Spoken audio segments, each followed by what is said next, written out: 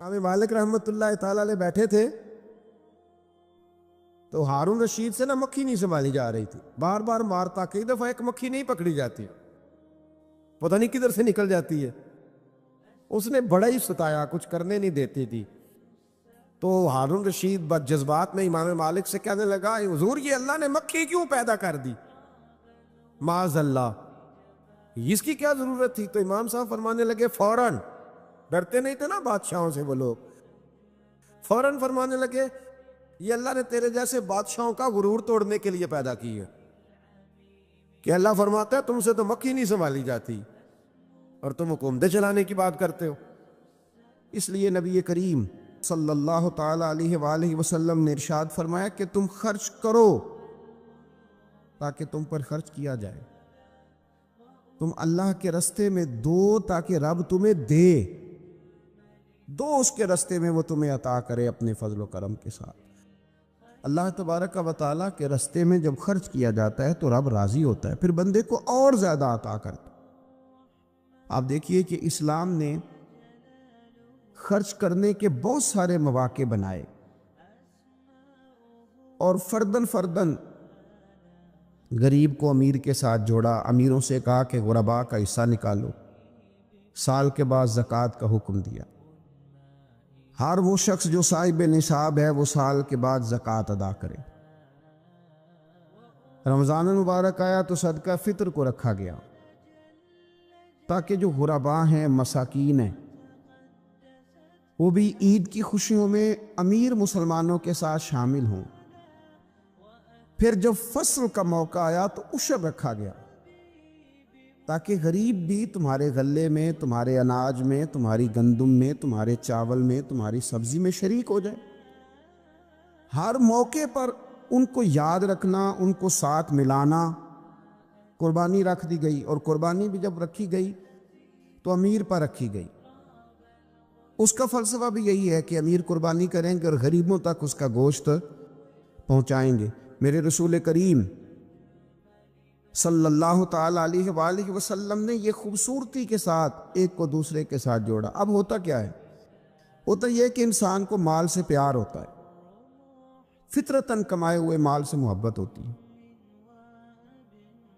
انسان بسا اوقات یہ سمجھتا ہے کہ بڑی مشکل سے تنکا تنکا کر کے، محنت کر کے، جد و جہد کر کے میں نے یہ مال جمع کیا ہے تو اب میں دے دوں۔ ایک لمبا عرصہ تک میں نے پردیس کاٹا، مشکلات برداشت کی، اور میں نے کئی راتوں کے رت جگہ اس کام کے نام کی، اور آج اگر مالی طور پر میں مضبوط ہوا ہوں تو کیا میں یہ مال دے دوں؟ تو دیکھیے، اسلام ایک روحانی مذہب ہے، اس کی تعلیمات آفاقی ہیں۔ یہ ہمیں بتلاتا ہے کہ صرف فیصلہ وہ نہ کرو جو تمہاری آنکھوں سے نظر آ رہا، کچھ چیزیں ایسی ہیں جو رب تمہیں اپنے فضل سے دے رہا ہے اور تمہاری ظاہری آنکھیں انہیں دیکھ نہیں رہی۔ نبی پاک صلی اللہ تعالی علیہ وسلم نے ارشاد فرمایا، یہ حدیث مبارکہ صحیح مسلم میں موجود ہے، حضرت ابو ہریرہ رضی اللہ تعالیٰ عنہ فرماتے ہیں، دیکھیے حضور صلی اللہ تعالی علیہ وسلم نہ بات کر کے مختصر جملوں میں کیسے آگے بڑھتے ہیں۔ کریم ابو فرمانے لگے، یاد رکھنا صدقہ دینے سے مال کم نہیں ہوتا۔ اللہ اکبر! آپ کو تو میسج آ گیا بینک سے کتنے پیسے کم ہو گئے، آپ نے تو جو گن کے دراز میں رکھے تھے اس میں سے لاکھ میں سے آپ نے تو 5,000 دے دیا، تو آپ کو تو پتہ ہے وہ 95 رہ گیا ہے۔ لیکن یہ صحیح مسلم کے لفظ ہیں، حضور فرماتے ہیں صدقہ دینے سے مال کم نہیں ہوتا۔ کائنات کے سب سے سچے، کھرے، صادق اور امین محبوب علیہ الصلوۃ والسلام نے فرمایا کہ صدقہ دینے سے مال کم نہیں ہوتا۔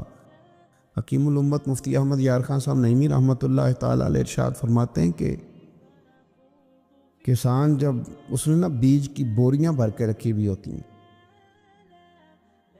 تو جب وہ جا کر کے بیج ڈالتا ہے نا کھیت کے اندر تو بظاہر تو وہ بوریاں خالی کر کے آتا ہے، لیکن پتہ تب چلتا ہے کہ جب ایک ایک بیج پر پھر کئی کئی گنا دانہ لگتا ہے۔ آیا تو وہ خالی کر کے تھا، لیکن اگر تھوڑا سا وہ گہرائی کے ساتھ دیکھے تو اس نے تو کمال کر دیا۔ اب تو اس پر بے شمار دانے لگ گئے. تو حضور علیہ الصلوۃ والسلام نے فرمایا صدقہ دینے سے مال کم نہیں ہوتا، اور فرمایا معاف کرنے کی وجہ سے اللہ بندے کی عزت میں اضافہ کر دیتا ہے، اور فرمایا جو اللہ کی رضا کی خاطر جھک جائے اللہ اسے عزت عطا کر دیتا ہے. صدقہ دینے سے مال کم نہیں ہوتا. تو اپنی طبیعت کے اندر اگر شوق پیدا کر لیا جائے راہ خدا میں خرچ کرنے کا، ذوق بنا لیا جائے، ہمارا یہ ذہن بن جاتا ہے کہ یہ بھی میرے پیسے، یہ بھی میرے پیسے، وہ